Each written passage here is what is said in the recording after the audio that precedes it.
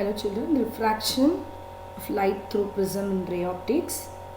See, in prism, it is a wedge-shaped portion of a transparent refracting medium bounded by two plane faces which is inclined to each other at certain angle, right?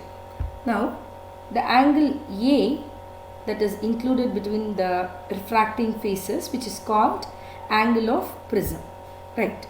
Now, we are seeing ABC, which is the prism of angle, and from this glass prism, the incident ray, the ray of light, which is suffering refraction through a triangular glass prism.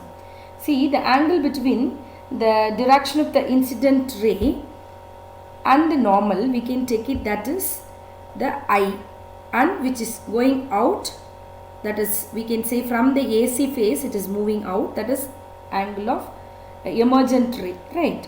So we can have the ray which is get refracted from one medium to another medium, which is goes, it is suffers a refraction that we can call it as R1 and R2, and the extension part of that I, incident ray, and the refracted ray, that particular part which we can call it as angle of deviation sigma, right?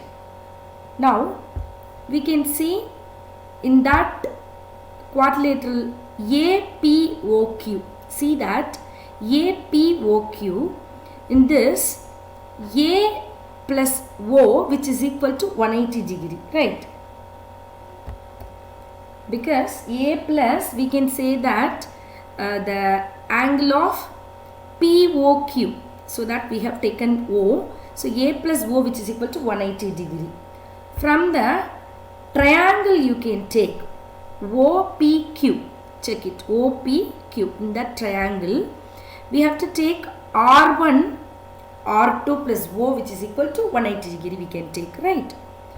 So another triangle you have to take DPQ, in that DPQ, that upper face of that, you have to take the exterior angle, that is sigma, which is equal to I minus R1 plus E minus R2. That means the deviation at the first phase plus deviation at the second phase you have to take. So how can we take that?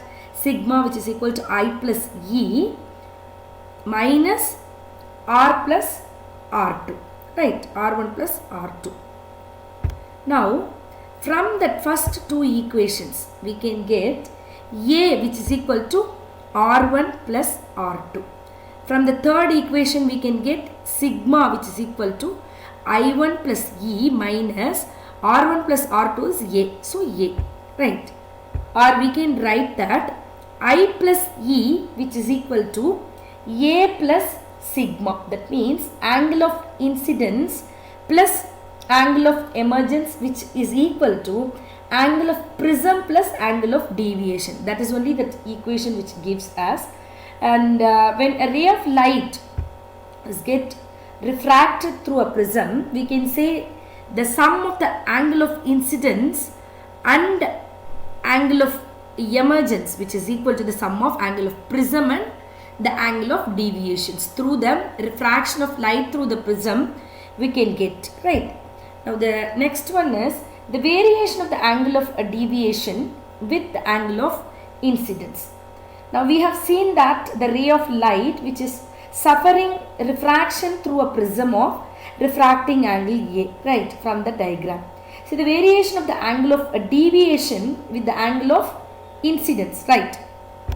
See this graph, the graphical representation of the angle of the relation between the angle of a deviation and the incident angle. We can see the curve.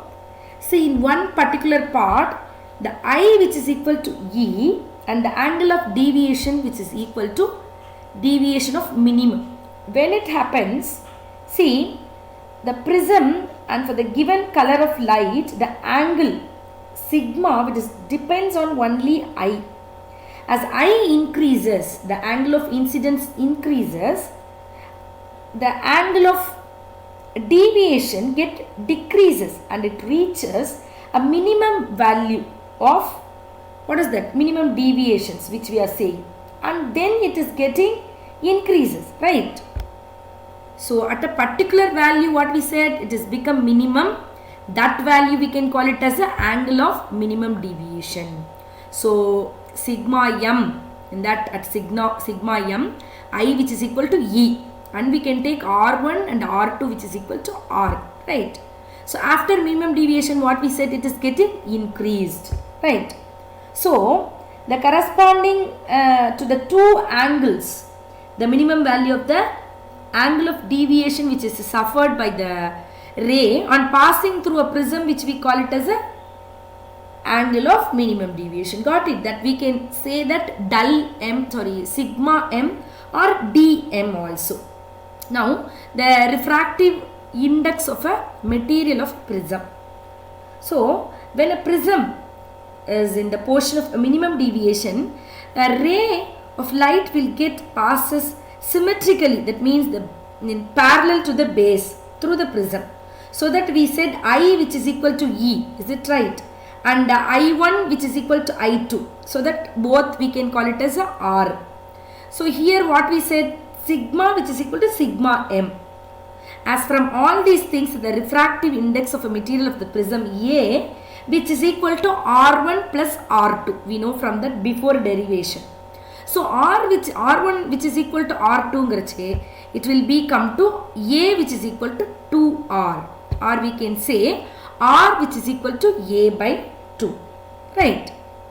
So I plus E which is equal to A plus sigma as we know. So 2I which is equal to A plus sigma m. Got it? So I which is equal to A plus sigma m by 2. So according to Snell's law, what will come? So mu which is equal to sin I by sin R1, or we can say sin I by sin R. So applying all those things, mu which is equal to sin A plus D, or we can say A plus sigma m by 2 whole divided by sin A by 2. So by measuring the value of A and sigma m with the help of the spectrometer and all, the refractive index mu of the prism we can be determined, right? So this is the refraction by a small angled prism for small angle of incidence. Mu which is equal to what we said through the Snell's law, sin I by sin R1, and mu which is equal to sin E by sin R2. If suppose I, which is assumed to be very small, then R1 and R2 E will be very, very small. So replacing the signs as the angles, by angles themselves we can get mu which is equal to I by R1, and also we can get mu which is equal to E by R2. So what is the formula then? I plus E which is equal to mu into R1 plus R2, which is equal to mu A, right? So but we know that I plus E which is equal to A plus sigma.